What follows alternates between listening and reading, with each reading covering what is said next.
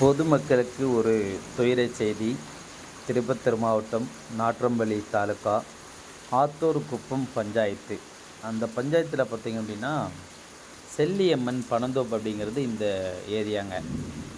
இந்த ஏரியாவில் ஒரு 15 வருஷங்களுக்கு முன்னால் பார்த்திங்க அப்படின்னா ஏழை மக்கள் குடிசை போட்டு அரசாங்க பொது இடத்துல குடிசை போட்டு வாழ்கிறாங்க. அதே போல் இப்போது இந்த நிற்கிறாங்க பாருங்கள், இவங்க அலிமேலு அப்படின்னு அவங்களோட பேர். இவங்க இந்த குடிசையை போடுறாங்க. இந்த குடிசையை போடும்போது அந்த விஓவோட அவர்கிட்ட வேலை செய்யக்கூடிய உதவியர் பார்த்திங்க அப்படின்னா இதை தடுக்க முயல்கிறாரு. அங்கே நான் தான் இருக்கேன். என்னோடய பேர் கிருஷ்ணகுமார். அதை என்கிட்ட பேசுகிறாப்புல. பேசும்போது தேவையில்லாத விஷயங்களை அவர் மூவ் பண்ணுறாரு. எனக்கு அதில் விருப்பம் இல்லை. நான் லஞ்சம் கொடுக்குறதில்ல, யாருக்கும் நான் அதுக்கு அனுமதிக்கிறதில்ல. ஸோ நான் இதுக்கு அனுமதிக்கலை. அதனால் இவர் போய் என்ன பண்ணுறாரு, மணியகருக்கு தகவல் கொடுத்து மணியகரை மூவ் பண்ண வைக்கிறாரு. மணியகர் பார்த்திங்க அப்படின்னா நேரடியாக வர மணியகரை பாருங்கள், இவர் தான் மணியகர். அத்தனை குடிசைகள் இருக்கும்போது இந்த குடிசைக்கு மட்டும் என்ன காரணம், ஏன் இவங்க இவ்வளோ இந்த குடிசை பெண்மணியை தொந்தரவு கொடுக்குறாங்கன்றது தெரியலைங்க. பட் ஆனால் இதுக்கு முன்னே இருக்கிற அந்த குடிசைக்காரங்கிட்டலாம் 20,000 30,000 பணம் வாங்கியிருக்காங்கன்றது பரவலாக மக்கள் எல்லாம் பேசிக்கிட்டு வராங்க. இது உண்மை சம்பவம், பொய் பேச வேண்டிய அவசியம் கிடையாது, இது உண்மை. ஸோ இந்த நிலையில் இருக்கும் பொழுது மணியகரும் பாருங்கள், அந்த அவருடைய உதவியாளரும் சேர்ந்துக்கிட்டு தாசில்தார்கிட்ட போகிறாங்க. தாசில்தார் நம்மக்கிட்ட பேசுகிறாங்க. பட் யார் பேசியும் இவங்களுக்கு அரசு துறைக்கு லஞ்சம் கொடுக்க எங்களுக்கு விருப்பம் இல்லைன்றதை நான் ஓப்பனாக சொல்கிறேன், யாருக்கும் தர முடியாதுன்னு சொல்லியாச்சு. ஸோ இதனால் இவங்க அதிரடியாக ஒரு முடிவை எடுத்து ஒரு ஏழை பெண்மணி, கணவனால் கைவிப்பட்ட ஒரு விதவை பெண்மணி கட்டிய ஒரு குடிசை வீட்டை ஒரு ஆக்ரோஷமாக, ஆணவத்தோடு, அகம்பாவத்தோடு, ஒரு அத்துமீறி ஒரு ரவுடிஸ்தம் பண்ணக்கூடிய ஒரு வகையில் பார்த்திங்க அப்படின்னா ஜேசிபி இயந்திரம் கொண்டு இடித்து தரமட்டம் ஆக்கியிருக்காங்க. இந்த அம்மா பார்த்திங்க அப்படின்னா அழுகுறாங்க, புலம்புறாங்க, கதறாங்க.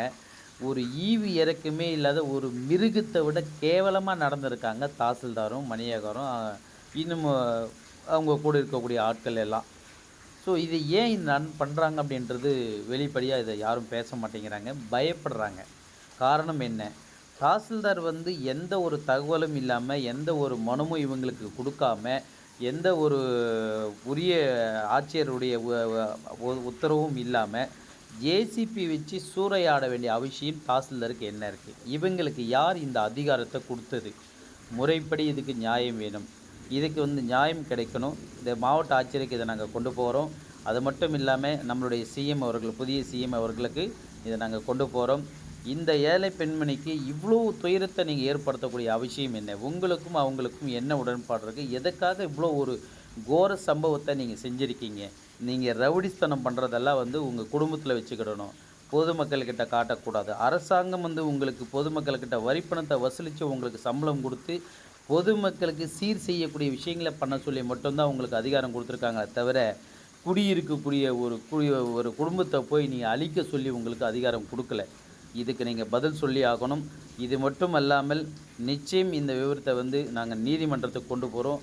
நீதிமன்றத்தில் இவங்க யாரெல்லாம் இதில் ஈடுபட்டிருக்காங்களோ இவங்க அத்தனை பேரும் நீதிமன்றத்தில் நிச்சயம் எங்களுக்கு பதில் சொல்லி ஆகணும். இதுக்கான இழப்பீடு எங்களுக்கு கொடுத்தாகணும். மேற்கொண்டு இந்த பெண்மனுடைய வேதனைக்கும் இந்த பெண்மனுடைய குமுறலுக்கும் இது எல்லாம் நிச்சயம் அவங்க அதுக்கான பதில் சொல்லித்தான் ஆகணும். அது மட்டும் இல்லாமல் இதை இடித்தது மட்டும் இல்லாமல் இவங்களை ரொம்ப மிரட்டி துன்புறுத்தி இவங்கக்கிட்ட கையெழுத்து வாங்கியிருக்காங்க. ஏன் இப்படி பண்ணுறாங்கன்றது எனக்கு தெரியல. தோட்டம் காக்க போட்ட வெளி பயிரை காப்ப தின்பது என்பது போல் பொதுமக்களை பாதுகாக்க சொல்லி இருக்கக்கூடிய இவங்க இவங்களே சாப்பிட்றாங்க. மனுஷன் சாப்பிட்றாண்டா தம்பி பயிலன்னு சொன்னால், மனிதனாக இருக்கக்கூடிய இவங்க மிருகமாகி மிருகத்தை விட கேவலமாக நடந்திருக்காங்க. இதுக்கு எங்களுக்கு முடிவு வேணும், இதுக்கு நியாயம் வேணும், நியாயம் வேணும், நியாயம் வேண்டும். நியாயம் கிடைக்கும் வரை போராடி கொண்டு இருப்போம். ஆட்சியரிடத்தில் முறையிடுறோம், முதலமைச்சர்கிட்ட முறையிடுறோம். நிச்சயம் நீதிமன்றத்துக்கும் கொண்டு போகும். நீதிமன்றத்தில் முறையிட்டு நீதிமன்றம் மூலிமா எங்களுக்கு நியாயம் கிடைக்கும் வரை போராடவும், அதில் எந்த ஒரு மாற்றமும் கிடையாது. இது போன்ற கொடூரமான அக்கிரமக்காரர்களை பதவியில் இருந்து நீக்க வேண்டும் என்பது எங்களுடைய கோரிக்கை. நன்றி, வணக்கம்.